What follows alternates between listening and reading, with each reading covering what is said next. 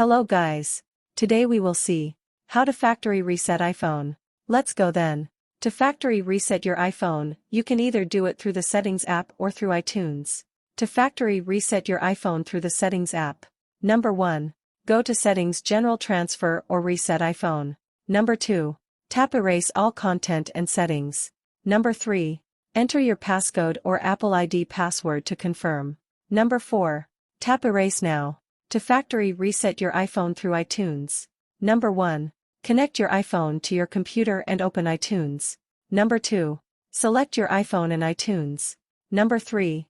Click the Summary tab. Number 4. Click Restore iPhone. Number 5. Click Restore again to confirm. Your iPhone will be erased and restored to factory settings.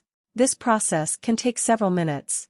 Important: factory resetting your iPhone will erase all of your data and settings, including your photos, music, apps, and contacts. Be sure to back up your iPhone before you factory reset it. Here are some additional things to keep in mind when factory resetting your iPhone. Number 1. If you have Find My iPhone enabled, you will need to disable it before you can factory reset your iPhone. Number 2. If you are selling or giving away your iPhone, be sure to factory reset it to erase all of your personal data. Number 3. If you are having problems with your iPhone, factory resetting it may help to fix the problem. Your iPhone should now be factory reset, with all data removed, and it's ready to be set up as a new device or handed over to someone else.